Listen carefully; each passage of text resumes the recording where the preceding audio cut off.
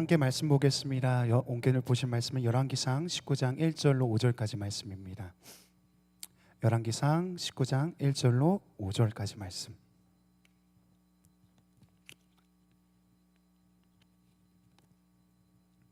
네, 우리 다 찾은 줄 알고 앞에도 보이니까요. 교독하도록 하겠습니다. 아합이 엘리야가 행한 모든 일과 그가 어떻게 모든 선지자를 칼로 죽였는지를 이세벨에게 말하니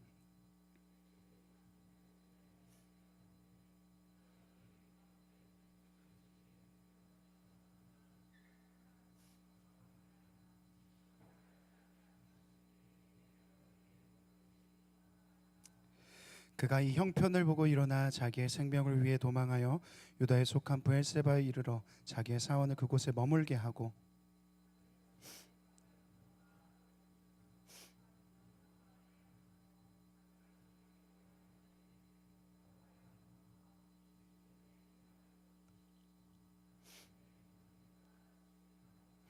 함께 읽겠습니다. 로뎀나무 아래에 누워 자더니 천사가 그를 얻어만지며 그에게 이르되 일어나서 먹으라 하는지라. 아멘. 우리가 계속해서 재부팅, 회복에 대한 이야기들을 하고 있습니다. 아마 이제 저희 수련회 가서도 이제 강사 목사님께서 이 회복에 대한 이야기들을 계속 이어가실 텐데 오늘과 다음 주 그리고 수련회에 이어서 계속해서 회복이 무엇인가 어떻게 이루어지는지에 대해서 나눠보도록 하겠습니다. 성경은요 오늘 어떤 한 사람에 대한 이야기를 하고 있습니다. 이 사람은요 인생 최고의 어떤 승리 같은 것들을 경험하고 나서 바로 바닥에 떨어지는 것을 오늘 본문은 기록하고 있습니다. 오늘 본문 가운데 나타나는 사람은 엘리야라는 인물이죠. 우리가 아는 것처럼 엘리야라는 사람은요 선지자입니다. 북이스라엘의 나라의 선지자입니다. 선지자는요 하나님의 말씀을 대신 받아서 전하는 사람들을 선지자라고 이야기합니다. 오늘날에 얘기하면 좀 비교하기가 좀 급이 다르지만 목사라고 생각하시면 좀 쉬울 것 같습니다. 어느 날 하나님께서 이 엘리야에게 나타나시죠. 그리고 나서 앞으로 3년 동안 이스라엘에는 더 이상 비가 오지 않을 것이다 라는 예언을 하십니다. 왜냐면요 왜 갑자기 비가 오지 않을 것이다 이런 좀 고통스러운 좀 두려운 이야기를 하는가. 이 당시 북이스라엘에는 문제가 있었습니다. 이때의 왕은 아합이라는 사람이었거든요. 아합은 이스라엘의 왕 중에서요 가장 역대 손꼽힐 만한 악한 왕이라고 성경은 기록하고 있습니다. 열왕기상 16장 30절 말씀이거든요. 한번 띄워주시겠습니까? 같이 한번 읽어보겠습니다. 오므리의 아들 아합이 그의 이전의 모든 사람보다 여호와 보시기에 악을 더욱 행하였더라. 무슨 얘기냐면 이런 겁니다. 역대급이라는 거죠. 아합의 악함이 전무후무할 정도로 역대급으로 악했다 이런 얘기를 하고 있습니다. 그게 이스라엘에 비가 오지 않았던 이유 중 한 가지죠. 그래서 열왕기상 16장부터 22장까지 이 아합에 대한 이야기가 나타나 있는데요. 얼마나 그가 악했는지 그가 악함이 얼마나 끝에 달하였는지를 16장에서 26장까지 보여줍니다. 그런데 가장 결정적인 악함은요 우상 숭배 때문이었습니다. 아합의 아내는요 이세벨이라는 여자입니다. 그는 그의 아내와 함께 바알이란 우상신을 아주 신실하게 섬겼던 프로 우상 숭배자였어요. 근데 이들의 문제는 뭐냐면요 그냥 개인적으로 우상 숭배를 하고 개인적으로 어떤 신당을 찾아가고 그런 게 아니라 우상 숭배를 이스라엘이란 나라의 국가적인 시스템으로 만들었다는 거예요. 성경을 보면요 이전까지의 이스라엘 왕들은요 우상 숭배를 할 때 어떻게 하냐면요 산당을 만들어요. 그러니까 산당을 만든다는 건 어떤 거냐? 산당은 높은 산에 높은 언덕 같은 거에 야훼 제단 같은 걸 만듭니다. 그리고 그 신을 믿는 그 우상 신을 믿는 사람들이 와서 거기서 제사 드리도록 이렇게 권장 허락해 줄 수 있는 그런 걸 산당이라고 얘기합니다. 물론 이것도 하나님 안 기뻐하세요. 산당 만드는 거예요. 그런데 오늘 보면 아합이라는 사람은 어떻게 했냐? 산당이 아니라 아예 신전을 만들어 버려요. 이스라엘 안에다가요. 바알의 신전, 아세라 신전을 만듭니다. 신전이란 건 이런 겁니다. 그 신에 대한 공식적인 건축물을 얘기하죠. 그냥 허접한 그냥 산꼭대기에 있는 어떤 대산이 아니라 아예 건축물입니다. 거기에는 국가의 자원이 들어가고요. 거기에는 국가적으로 세운 제사장들이 있고요. 모든 사람이 와서 예배하도록 권장되어집니다. 한마디로 어떤 겁니까? 이스라엘이 바알 신의 나라가 됐어요. 그것이 아합이 이스라엘 가운데 행한 일입니다. 그럼 아합만 문제인가? 그렇지 않습니다. 항상 그래요. 모든 공동체는 그렇습니다. 윗물이 맑아야 아랫물이 맑은 거예요. 위에가 괜찮아야 돼요. 위에가 충만해야 돼요.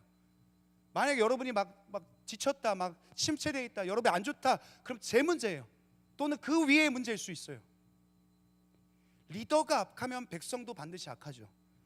그래서 아합이요, 바알을 신전을 세웠다는 말씀에 이어서 바로 나오는 34절 말씀을 보게 되면요, 이런 구절이 있습니다. 16장 34절인데 제가 한번 읽어드릴게요. 그 시대에 베델 사람 히엘이 여리고를 건축하였는데 그가 그 터를 쌓을 때에 맏아들 아비람을 잃었고 그 성문을 세울 때에 막내 아들 수구를 잃었으니 여호와께서 눈의 아들 여호수아를 통하여 하신 말씀과 같이 되었더라. 이게 무슨 말이냐면요, 히엘이라는 사람이 아합 시대에 집을 지었습니다. 그런데 여리고성 있었던, 예전에 과거에 있었던 그 자리에다가 집을 지었습니다. 그 과정에서 어떻게 됐냐, 첫째 아들이 죽었고 마무리할 때 막내 아들이 죽었다, 이런 기록이 34절 가운데 있는 거예요. 근데 이게요 무슨 말이냐면요, 지금 이 아합 시대로부터 수백 년 전에 이스라엘 백성들이 가나안에 처음 들어왔을 때 여리고성을 무너뜨립니다. 아시죠 여러분? 7바퀴 돌았는데 한 바퀴 돌고 두 바퀴 돌고 세 바퀴 돌고 7바퀴 돌았을 때 무너진 거 여러분 기억하시잖아요. 그때 하나님께서 뭐라고 말씀하셨냐면 여리고에 무너진 터 위에다가 아무것도 짓지 말라라고 했어요. 만약에 지으면 어떻게 되냐, 저주가 임할 것이라고 했죠. 그 집에 첫째 아들이 죽고 막내 아들이 죽을 것이라, 이런 얘기를 했어요. 그런데 오늘 34절은요 수백 년이 지난 후에요 어떻게 됐는지를 얘기해 주는 겁니다. 히엘이라는 사람이 그 여리고에서 건축을 했어요. 그래서 그 말씀대로 두 아들을 잃었다, 이런 얘기를 하는 겁니다. 왜 하는 거예요? 왜 이런 얘기를 하는 겁니까? 이런 거죠. 아합 시대에 모든 사람의 영적 수준을 말해주는 겁니다. 어떤 겁니까? 왕은 신전을 세웠고 백성은 하나님의 말씀을 무시했다. 온 나라 전체가 하나님을 경외하지 않았다, 그런 시대라를 아는 거예요. 그걸 보여주는 거죠. 그래서 오늘 하나님께서는 엘리야에게 말씀하시는 겁니다. 비 안 올 거야 3년 동안. 진짜 3년 동안 비가 한 방울도 오지 않습니다. 힘들었겠죠. 고통스러웠을 겁니다. 그랬어요. 아합이 바뀌었을까요? 이스라엘이 바뀌었을까요? 그들이 하나님 앞에 다시 엎드렸을까요? 아니요, 그렇지 않았습니다. 3년이 지났지만 그들은 변함없어요. 똑같습니다. 신전은 여전하고요, 하나님의 말씀을 경외하지 않는 이들은 여전했습니다. 오늘 그리고 나서 다시 한번 하나님께서 엘리야에게 임하십니다. 나타나셔서 이렇게 말씀하시는 거죠. 3년이 지났어요. 야, 이제 다시 가서 비가 다시 올 거라고 얘기를 해. 그런데 그냥 비가 올 것만 얘기하는 것이 아니라 뭐라고 말씀하시냐면요, 이번엔 아합을 만나래요. 그리고 나서 그와 어떤 조건을 걸라는 거죠. 어떤 대결을 하라는 겁니다. 영적 대결 같은 거죠. 그래서 누가 진짜 이스라엘의 신인지 하나님인지 바알인지 한번 해보자, 뭐 이걸 보여주라고 하나님께서 말씀하십니다. 그래서 엘리야가 아합을 만나게 되죠. 오늘 우리가 읽었던 말씀 바로 18장 말씀이에요. 그것이 기록되어져 있습니다. 아합과 엘리야가 만났고, 그리고 그 엘리야의 인생 가운데 가장 멋있는 장면, 저는 개인적으로요 구약 성경 가운데 가장 멋있는 장면이라고 생각하거든요. 그것이 오늘 18장 가운데 기록되어 있습니다. 이거 아니에요, 안 띄워주셔도 됩니다. 어떤 얘기냐, 이런 겁니다. 여러분 알 거예요. 아합이 바알 선지자 850명을 불러서 아침부터 오후 12시까지, 낮 12시까지 제단에 불 내려오라고 막 북치고 막 둥둥둥둥 막 치면서요, 막 우가우가 하면서요, 막 종교의식 같은 것들을 합니다. 막 안 되니까 어떻게 해요? 막 칼로 몸을 막 자해하면서 피를 막 뿌려가면서요, 막 오십시오 불을 내려주십시오, 막 이런 얘기를 합니다. 춤을 추고 별의질 다 하는데 그 제단에 불은 임하지 않아요. 그리고 나서 이제 엘리야 차례가 됩니다. 엘리야는 제단에 돌을 쌓고 그리고 도랑을 파고 거기다 물까지 뿌립니다. 그리고 나서 하늘에 기도를 하는 거예요. 하나님 내려주십시오. 그리고 바로 하늘에서 불이 내려오는 거죠. 제단에요. 그 불을 보고, 그 제단에 붙은 불을 보고 이스라엘 사람들은요, 누가 진짜 이스라엘의 하나님인지, 누가 진짜 살아계신 하나님인지를 알게 돼요. 그래서 엘리야는 어떻게 합니까? 그곳에 있는 850명의 우상 숭배자들 있잖아요, 제사장들이요, 구약의 율법대로 다 죽여버려요. 그리고 나서 하늘에서 뭐가 내립니까? 3년 동안 내리지 않았던 비가 내렸다라고 기록해요. 엄청나게 비가 내린 거죠. 엄청 시원했겠죠. 막 상쾌했을 거예요. 막 메마른 대지였을 거잖아요. 아합은 어떻게 합니까? 자기의 신이 진 것을 보고 나서요, 이제 서둘러 가지고 궁전으로 도망하게 됩니다. 여기서 되게 멋있는 장면이 나옵니다. 46절인데 아까 띄워주신 말씀이거든요. 18장 46절이요. 같이 한번 읽어보도록 하겠습니다. 여호와의 능력이 엘리야에게 임함에 그가 허리를 동이고 이스라엘로 들어가는 곳까지 아합 앞에서 달려갔더라. 오늘의 되게 하이라이트 같은 장면입니다. 이번 주 이 말씀을 읽으면서 되게 기분이 좋았어요. 지금 아합은요 마차를 타고 있습니다. 마차를 타고 궁궐로 가고 있는데, 이스라엘이라는 곳으로 가고 있는데, 엘리야는 어떻게 합니까? 허리를 이렇게 끈으로 묶고 나서 막 뛰기 시작해요. 근데 어땠습니까? 엘리야가 엄청나게 빨라서 마차가 엘리야 뒤에서 쫓아가고 있어요. 그리고 자기는 앞에서 뛰고 있는 거죠. 아마 이랬을 거예요. 뒤를 가끔씩 이렇게 돌아보면서 막 아합을 보면서 조롱 같은 걸 했을 거예요. 엘리야가요. 야, 니네 신은 어디 갔냐? 막 이런 얘기를 했겠죠. 바알 죽은 거 아니야? 잠자는 거 아니야? 이런 얘기 했겠죠. 갈멜산에서 이스라엘까지의 거리가 40km 정도 되거든요. 그 거리 내내 달리면서 이것을 한 거예요. 얼마나 신났겠어요? 이 엘리야라는 사람이요. 자기 신이 이겼으니까요. 하나님이 이기셨으니까요. 그런데 희한하게요, 바로 다음 날이요, 역전돼요. 다음 날이 되니까요, 엘리야가 어떻게 되냐? 도망가기 시작합니다. 어떤 일이 있었냐면요, 아합이 자기 아내가 있는 이세벨에게 갑니다. 이스라엘에 도착했어요. 그래서 이세벨을 만납니다. 아마 그 자리에요 엘리야도 같이 도착했던 것 같아요. 아합은요 성경을 보면요 진짜 애견남이거든요. 뭐 문제가 생기면 맨날 운 거밖에 없어요. 울었다. 그리고 이세벨 찾아갔다 막 이런 거밖에 없어요. 이번에도 그렇죠. 이세벨한테 간 거예요. 가면서 울면서 얘기하는 겁니다. 우리가 졌어. 우리 850명 다 죽었어. 우리 망했어. 막 이런 얘기를 하는 거죠. 그런데 이세벨은 어때요? 아합이 애견남이면요 이세벨은 테토녀예요. 이 얘기를 듣고 나서 막 이세벨이 화가 난 겁니다. 그러면서 엘리야를 보면서 이렇게 얘기하는 거예요. 내가 너 반드시 죽일 거야. 내가 가만두지 않을 거야. 어느 정도냐면요 19장 2절 말씀을 보니까 자기 신 앞에서 약속을 합니다. 내가 내일 이맘때 너 살아있잖아. 그럼 내 신 앞에서 선벌 받을 거야. 그보다 더한 것도 받을 거야. 이런 얘기를 하죠. 그때부터 엘리야가 도망하기 시작해요. 근데 도망하면서요 엘리야는 한 사람은요 아주 깊은 영적인 침체와 우울을 경험하게 됩니다. 엘리야가 처음 도망한 곳은요 브엘세바라는 곳입니다. 이스라엘에서 브엘세바까지는요 남쪽으로 193km 정도 됩니다. 성인이요 빠른 걸음으로 걷게 되면요 좀 속보로 걷는다 치면요 한 7일에서 8일 정도면요 도착할 수 있는 거리예요. 도망자잖아요. 천천히 갔을까요? 빨리 갔을까요? 다 알죠? 빨리 갔을 겁니다. 급했겠죠. 뒤에서 쫓아오고 있다는 느낌을 받으니까요 엄청 빨리 갔을 겁니다. 그래서 6일에서 8일 정도 사이에 아마 오늘 엘리야는 도착했을 겁니다. 브엘세바예요. 그러면 브엘세바는 어떤 곳이냐? 오늘 말씀해 보니까 남쪽이라고 되어 있습니다. 그러니까 조금만 더 나가면요 광야가 있어요. 그 광야를 넘어가면 뭐가 있냐? 이집트가 나옵니다.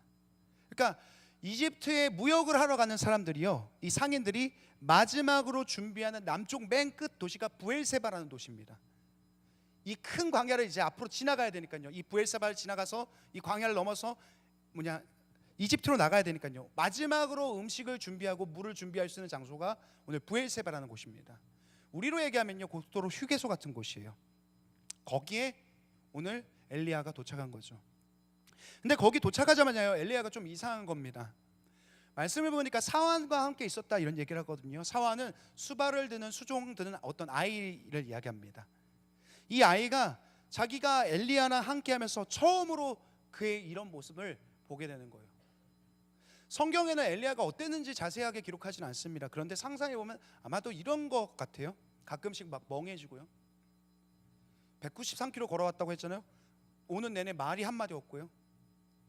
밥 좀 드세요 했는데 한 입도 안 먹고요. 그러더니요 어느 날 일어나 보니까 엘리야가 없어요.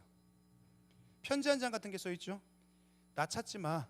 그동안 행복했어. 좋은 사람 만나고. 그리고 떠난 거예요. 보니까 물도 안 챙기고 식량도 안 챙겨요.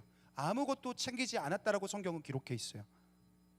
한번 상상해 볼까요? 사막입니다. 엄청 덥겠죠. 건조하고요. 물도 없고 먹을 것도 없어요. 동행도 없습니다. 왜 갔을까요? 왜 떠났을까요?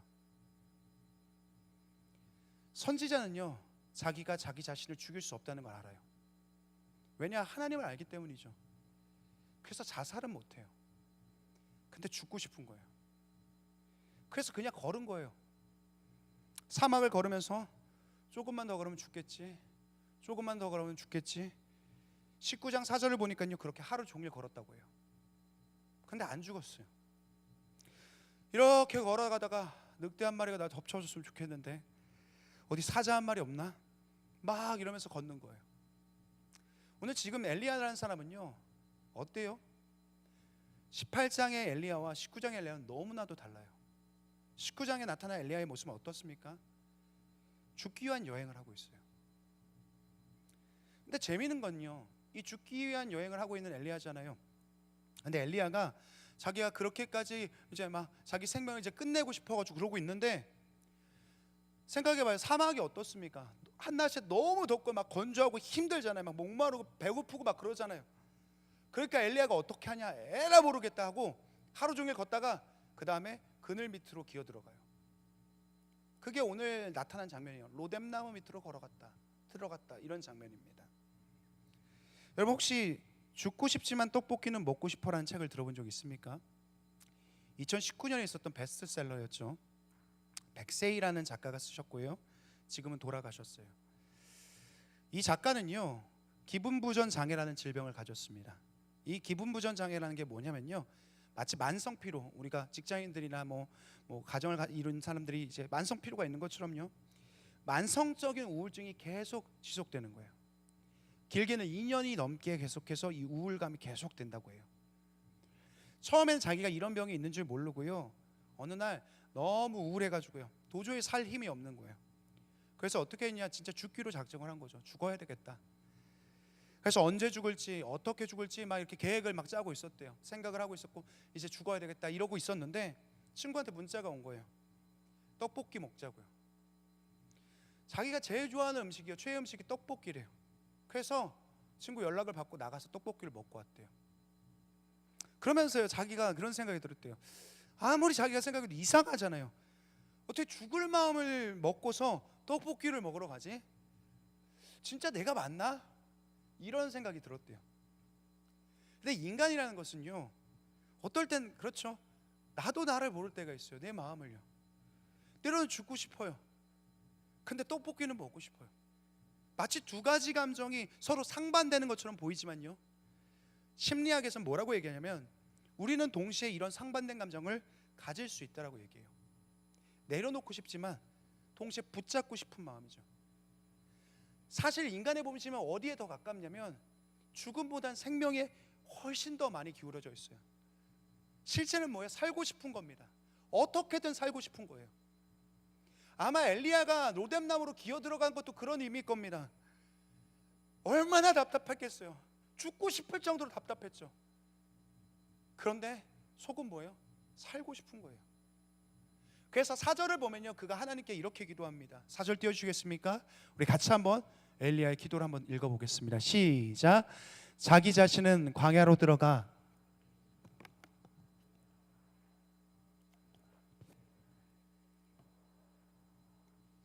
내 생명을 거두시옵소서. 나는 내 조상들보다 낫지 못하니이다 하고.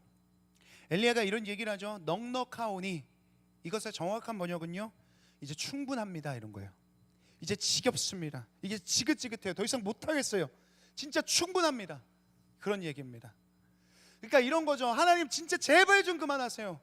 아니 뭐 늑대를 보내든지 뱀을 보내든지 그냥 여기서 제발 끝내게 해주세요. 나도 선지자인데 내 손으로 끝낼 수 없잖아요. 그러니까 나 좀 죽여주세요. 이런 얘기를 하는 겁니다. 그런데 오늘 엘리야가 하는 얘기를 잘 보면요, 그 이유에 대해서 얘기를 해요. 죽여주십시오, 생명을 거둬주십시오, 이런 얘기하면서 뭐라고 얘기하냐면, 이세벨이 나를 죽이려고 쫓아오니까 죽여주십시오, 이렇게 말하지 않아요. 아니면 내가 아무리 설교를 해도 하늘에서 불이 떨어져도 저 이스라엘은 지긋지긋하게 안 변합니다, 그러니까 나를 좀 죽여주십시오, 이렇게 말하지 않아요. 그럼 왜 죽여달라고 하냐? 오늘 말씀에 이렇게 기록되어 있어요. 나는 내 조상보다 낫지 않습니다. 나는 내 조상보다 낫지 않습니다. 만약에 엘리야가 죽고 싶었던 이 마음이요, 자기 상황 때문이었다면요, 그는 아주 죽을 만합니다. 왜냐하면 그의 상황은 그렇게 좋지 않았거든요. 성경을 보니까요, 이세벨은 엘리야를 죽을 때까지 쫓아와요. 진짜 죽이려고 해요. 그리고 이스라엘은 어때요? 엘리야의 기도, 엘리야의 말씀, 엘리야의 어떤 기적 한 번도 반응하지 않아요. 잘 바뀌지 않습니다. 지독하게 변하지 않는 이스라엘의 사람들이에요. 그러니까 그의 상황이 문제였다면요, 그는 정말 진짜 죽어야 됩니다.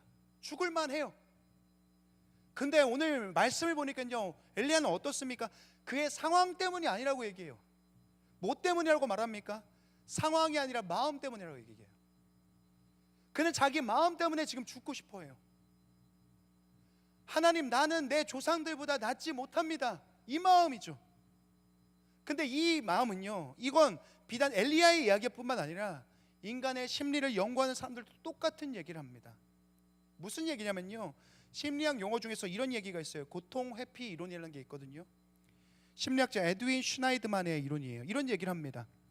자살은 죽고 싶어서가 아니라 견딜 수 없는 마음의 고통을 멈추고 싶어서 선택한다고 해요.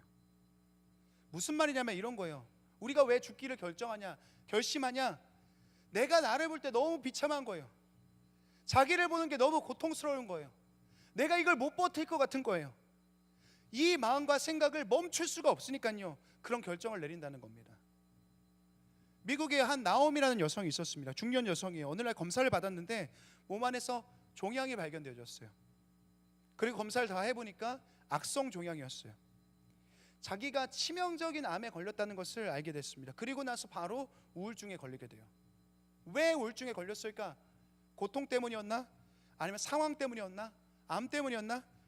그녀는 자기가 왜 우울증에 걸렸는지에 대해서 기록해놨는데 거기에 4가지가 적혀 있습니다. 첫 번째는 나는 아무것도 이룰 수 없습니다. 두 번째는요, 저는 가족에게 짐이에요. 세 번째는 저는 사회에 아무런 기여를 할 수 없습니다. 네 번째는 저는 어떻게 해서든지 기쁠 수가 없어요. 우리 안에서 이런 마음이 들기 시작할 때요, 어떤 현상이 일어나면 인지적 수축이라는 게 일어나요. 뭐냐면 이런 겁니다. 사람의 마음이 극도로 좁아지는 거예요. 시선과 시각이요. 이런 얘기를 스스로 하기 시작해요. 다른 방법이 없어. 이 고통은 끝나지 않아. 지금 이 길밖에 없어. 마치 이런 거예요. 선택지가 여러 가지가 있는데 하나밖에 안 보여요. 끝내야 되겠다. 착시 상태죠.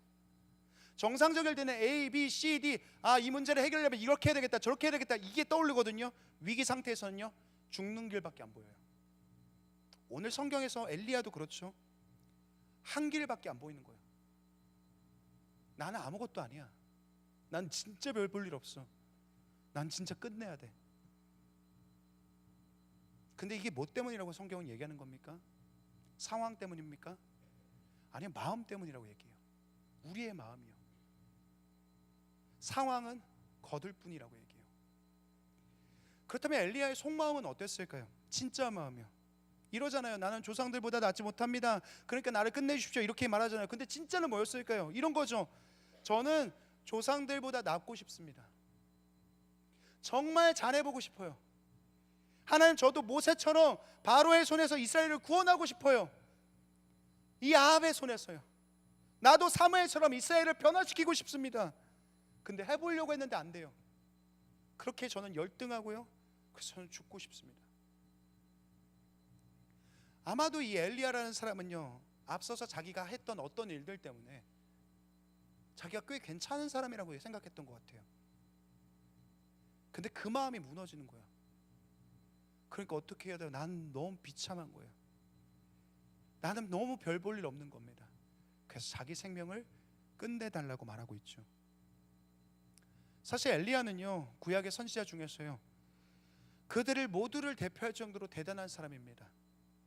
유튜브 쳐보면요, 진짜 유명한 목사님들 나오잖아요. 설교 잘하시는 분들, 뭐 무슨 박사, 무슨 교수 막 이런 분들 있잖아요. 근데 아무리 유명해도요, 그런 분들이요, 한 세기만 지나가면 잊혀지는 분들이에요. 좀 더 유명하면 조금 더 오래 갑니다. 근데 언젠간 잊혀져요. 근데 엘리야는 어떤 사람이냐? 그 정도가 아니에요. 수많은 선지자가 앞에 있었습니다. 그런데 그 중에서 가장 능력 있고 가장 기억되는, 가장 우리 가운데 어떤 하나님에 가까웠던 사람, 엘리야예요. 그런데 오늘 그 엘리야가 뭐라고 얘기해요? 그 사람이 계속해서 자기를 누군가와 비교하면서 스스로를 열등하다고 말하고 있어요. 자기 실패자라고 얘기하고 있죠. 왜 그렇죠? 상황 때문입니까? 마음 때문이에요. 마음 때문에 지금 그러고 있는 거예요. 그래서 지금 죽음의 여행을 하고 있고요, 로뎀나무 아래서 하나님 앞에 호소하고 있는 거예요. 어쩌면 우리 가운데서도요, 이 엘리야의 마음과 비슷한 사람들이 있을지 모르겠습니다. 계속해서 자기 자신을 누군가 비교하는 거죠. 그래서 계속해서 자기 자신을 자책하죠. 그리고 스스로 열등하다고 여기죠. 또는 어떤 다른 마음들이 여러분 가운데 계속 있을지 모르겠습니다. 여러분, 이것이요, 상황 때문입니까?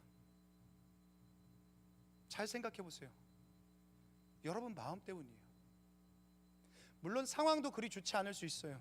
근데 중요한 건 뭔지 압니까?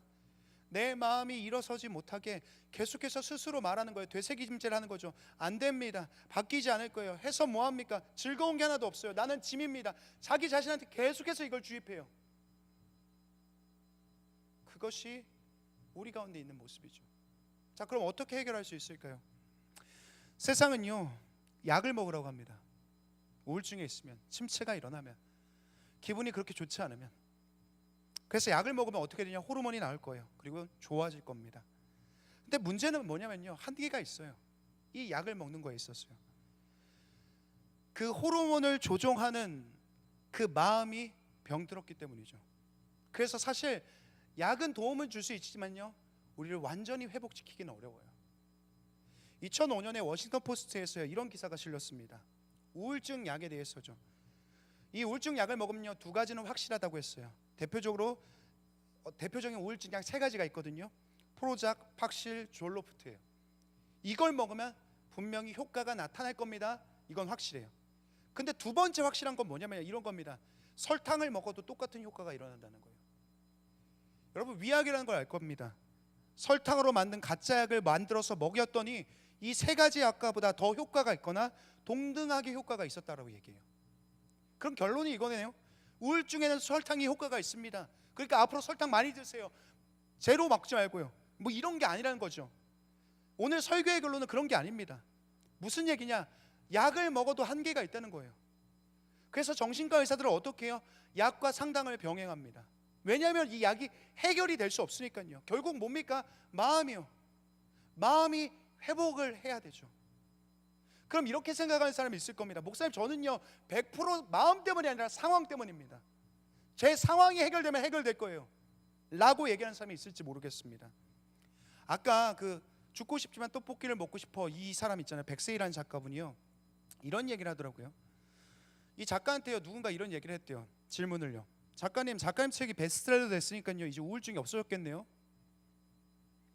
아마도 돈을 많이 벌었나 봐요. 그리고 부모님 빚을 많이 갚아드렸대요. 근데 작가분이요, 이 얘기를 듣고 질문자한테 이렇게 반문을 했대요. 만약에요, 당신이요 다리가 부러져서 깁스를 했는데 로또에 당첨이 됐어요. 그러면 그렇다고 해서 그 부러진 다리가 낫습니까? 무슨 얘기를 합니까? 우리의 상황이 해결이 되면요, 좋겠죠. 많은 것이 괜찮아질 겁니다. 그렇지만요, 결국 우리의 마음이 해결되지 않으면요, 이것은 똑같이 반복되어진다는 거예요. 왜냐하면 우리의 삶엔요, 언제나 문제가 있거든요. 지금 여러분이 당면하고 있는 그 문제 말고요, 또 다른 문제, 또 다른 문제, 또 다른 문제. 문제가 없는 인생은 없습니다. 그런 문제들 때문에 결국에 이 마음의 한계에 부딪혀서 우리는 또 다시 똑같은 일을 반복하게 될 거라는 거예요. 이 문제들은요, 다 제각각이에요. 이 고통의 크기는 다 주관적입니다. 남자들 그렇잖아요. 내가 한 군 생활이 누구보다 내가 가장 막 뺑이치고 가장 고생한 시간이라고 막 그렇게 얘기를 해요. 근데 문제라는 건 뭡니까? 이게 남이 볼 때 크든 적든 나한테는 다 큰 문제입니다. 그래서 우린 모두 다 괴롭고 힘들어요. 그것이 인생입니다. 그런데 어떤 사람들은요, 이걸 버텨내요. 잡초처럼 일어나요. 그리고 결국에 마침내는 이겨냅니다. 근데 어떤 사람은요, 일어서지 못하고 지쳐버려요. 왜 그렇습니까? 반복되는 마음의 문제를 해결하지 못해요. 마음이 더 이상 힘을 쓰지 못하죠. 근데 여기서 우리가 감사한 건 뭐냐면요, 이사야 말씀을 보면요, 하나님께서는 자기 자신을 소개하실 때 이렇게 말씀하세요. 이사야 61장 1절입니다. 한번 띄워주시겠습니까? 제가 읽어드릴게요. 주 여호와의 영이 내게 내리셨으니 이는 여호와께서 내게 기름을 부으사 가난한 자에게 아름다운 소식을 전하게 하려 하심이라. 나를 보내사 마음이 상한 자를 고치며 포로된 자에게 자유를, 갇힌 자에게 노임을 선포하며. 하나님은 자기 자신을 뭐라고 소개하시냐면요, 나는 마음을 고치는 사람이다, 나는 마음을 고치는 하나님이다, 이런 이야기를 합니다. 여러분, 약이 우리를 고칠 수 없어요. 하나님의 우리 마음을 고치십니다. 상황이 우리를 바꿀 수 없습니다. 하나님의 우리를 마음을 만지셔야 됩니다. 그렇다면 어떻게 고칠 수 있습니까? 진짜 간단해요. 거의 끝났습니다. 열왕기상 19장 5절이에요. 한번 띄워주시겠습니까? 같이 한번 읽어보겠습니다.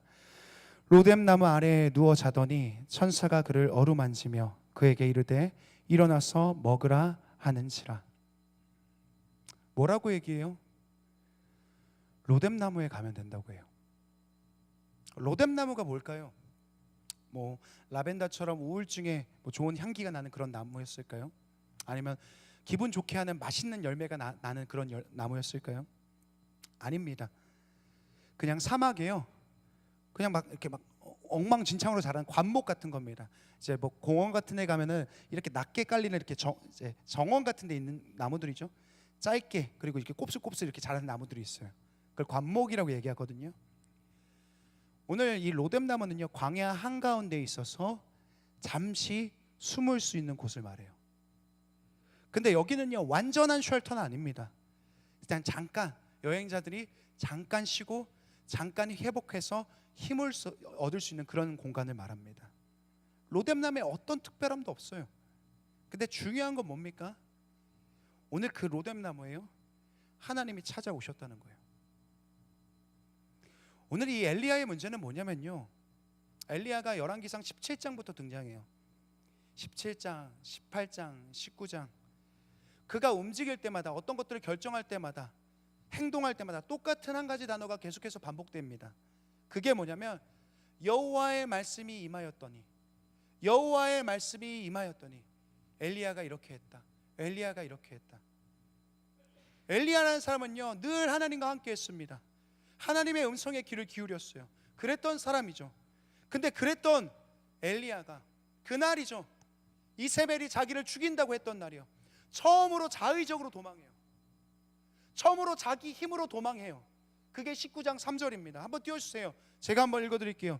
그가 이 형편을 보고 일어나 자기 생명을 위해 도망하여 유다에 속한 브엘세바에 이르러. 오늘 여기 나옵니까? 여호와의 말씀이 임하였더니 그렇습니까? 아니요, 안 나옵니다.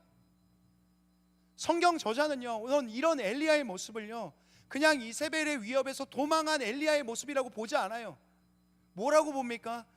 하나님의 말씀이 그에게 임하지 않았는데 스스로 떠난, 하나님의 임재에서 벗어난 그런 엘리야라고 말해요. 그런 엘리야라고 봅니다. 그렇게 떠난 엘리야의 모습이 어떻습니까?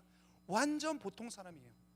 18장에서 불 내리고 전차 앞을 달리고 멈췄던 비 다시 오게 하고 그랬던 엘리야를 막 떠올리지 못할 정도로요, 완전 찌질한 사람이 돼요. 이렇게 얘기하잖아요. 못해 먹겠어요 하나님, 이런 얘기하잖아요. 왜죠? 그의 자신감은, 그의 능력은, 그의 건강한 마음은 하나님과 함께 있을 때만 가능해요. 근데 그걸 떠나자마자 초라하고 비참하고 무능력한 자기의 모습이 드러나는 겁니다. 그래서 자기의 생명을 구하기 위해서 떠났는데 결국 어떻게 돼요? 죽여달라는 여행으로 바뀌게 돼요. 근데 하나님은 어떻게 하시는지 보세요.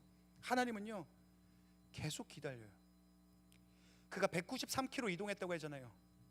이동하는 동안 단 한마디도 말씀하지 않았어요. 가만히 인내하세요. 그분은 참고 있습니다. 그분은요, 최고의 타이밍을 알고 계세요. 언제입니까? 이 말이 그의 입에서 나올 때까지죠. 주님, 나는 내 조상보다 낫지 못합니다. 자기 자신한테 하는 게 아니에요. 그가 하나님한테 기도하죠. 나는 할 수 없어요. 나는 불가능해요. 하나님, 난 너무 연약합니다. 그의 실패의 고백이죠. 오늘 엘리야가 이것을 고백할 때 새로운 일들이 일어나요. 여러분, 제가요 요즘 참 엘리야의 이 마음이 뭔지 알아요. 아마 골방에 오는 사람들 알 겁니다. 저랑 기도 제목을 나눴던 사람들이요. 몇몇 사람들하고 기도 제목을 나눴는데 이런 기도 제목을 했어요. 요즘 참 힘이 없어. 참 자신감을 잃었어. 뭘 해야 될지 모르겠어. 좀 길을 잃어버린 것 같아. 작년 말부터 조금씩 이러더라고요. 그래서 2026년이 됐어요. 그런데도 여전히 제가 뭘 해야 될지 모르겠어요. 신방을 해야 되는데 계속 쫓기는 마음이 들어가지고 신방을 약속을 못 잡아요. 아무것도 하기가 싫어요. 뭘 해도 즐겁지가 않아요. 솔직히요, 매주 설교 누가 좀 해줬으면 좋겠어요. 골방 기도회 준비하는 거 너무 힘들었어요. 사실 이 마음이 꽤 오래됐거든요. 알고 있는데, 이게 문제라는 걸 알고 있는데 해결이 안 되더라고요. 엊그저께요 금요기도회가 있었거든요. 외부 강사가 오셨어요. 저기 있죠. 사실 기대가 하나도 없었어요. 솔직히 말하면요, 죄송하지만 강사분 설교가 제가 좋아하는 스타일이 아니에요. 설교를 듣고 나서 마치고 나서 이제 기도를 하는데 기대가 하나도 없었잖아요. 그냥 기도를 한 거예요. 평소처럼요. 중얼중얼. 근데 기도 가운데 하나님 찾아오셨어요. 진짜 오랜만에 하나님 앞에 앉아 있었어요. 목사인데도 그래요. 하나님 앞에 앉아 있는 게 쉽지가 않아요. 기도하는 동안 3마디만 말했어요. 하나님, 못하겠습니다. 나는 안 됩니다. 제발 도와주세요. 이것을 계속해서 기도했어요. 똑같이 얘기했어요. 그렇게 기도하니까요 조금 회복이 되더라고요. 조금 힘이 나더라고요. 무슨 설교를 해야 될지, 청년부를 위해서 무엇을 해야 될지 조금 마음에 힘이 생기더라고요. 거기가 저의 로뎀 나무였어요. 여러분은 어떻습니까? 누구나 다 상처가 있죠. 회복이 필요해요. 그런 여러분에게 로뎀 나무는 존재합니까? 그런 곳이 있어요? 여러분은 어떻게 여러분의 마음에 힘을 공급하고 있습니까? 저는 우리 시대의 청년들의 상처가 깊은 이유가 그 중에 한 가지, 여러 가지 상황과 환경과 문제들이 너무 많죠. 근데 문제 없었던 시기는 없잖아요. 다 힘들었잖아요. 어른 시대들도 그렇고요. 저는 그 중에 한 가지가 이들이 멈춰서 기댈 곳이 없기 때문이라고 생각해요. 세상은 맨날 그런 얘기하잖아요. 강해져야 된다고요. 살아남아야 된다고요. 그래서 막 단단한 갑옷같이 되어야 된다고요. 그러다 보니까 우리는요, 우리 청년들이요, 그렇게 자라다 보니까 의지하는 법을 몰라요. 자기의 연약함을 인정하는 것을 하지 못해요. 근데 그러면 안 돼요. 여러분, 갑옷이 아닙니다. 여러분, 약한 부위예요. 그래서 못하겠다고, 안 된다고, 죽고 싶다고 여러분의 한계를 정직하게 고백하고 도움을 구할 자리, 그 시간이 여러분에게 반드시 필요합니다. 그냥 덮어놓고 맨날 마셔라 부어라 이러면 그냥 없어집니까? 아니요, 안 그래요. 원래 다 그런 거지. 그러고 덮으면 덮어집니까? 상황이 바뀌면 좋아질 거야. 언제 도대체 그 상황이 바뀌는데요? 답이 아니에요. 거기에 답이 없습니다. 반드시 쉬어갈 로뎀나무가 여러분에게 있어야 돼요. 우리 기계가 아니니까요. 질문해요. 로뎀이 있어요? 멈춰서 쉬어갈, 잠시 힘을 얻을 그런 공간이 있습니까? 시간이 있습니까? 오늘 이 엘리야라는 사람은요, 시대를 변화시켰던 그런 사람입니다. 능력자였죠. 근데 그도 우울해요. 그에게 영적인 침체가 일어났어요. 그도 그런 거니까 우리가 그런 것도 당연한 겁니다. 우리에게도 당연히 오늘 우리의 삶에 우울과 침체가 일어날 수밖에 없어요. 근데 문제는 뭡니까? 원수가 이것을 이용한다는 겁니다. 원수는요, 하나님께서 여러분 한 명 한 명에게 원대한 계획을 갖고 계신 것을 잘 알고 있습니다. 그래서 어떻게 해요? 청년 때 우울증으로 죽여버려요. 그래서 어때요? 통계예요. 100명 중 36명이 우울증의 병원 진단을 받아요. 여기 중에도 있죠. 100명 중 6명은 자살을 시도했다고 해요. 우리 중에도요, 지금도 그런 마음을 가진 사람이 있을지 모르겠습니다. 당연한 거예요. 이 마음이 생기는 건요. 엘리야도 그러니까요. 저도 그래요. 근데 방법은 뭡니까? 간단하죠. 여러분의 우울, 여러분의 침체 상황 때문이 아니라는 거예요. 여러분의 마음 때문이라는 겁니다. 그리고 그 마음의 회복은 주께 가까이 갈 때 주로부터 거기서 힘을 얻을 수 있다는 거예요. 로뎀 나무가 있어야 돼요.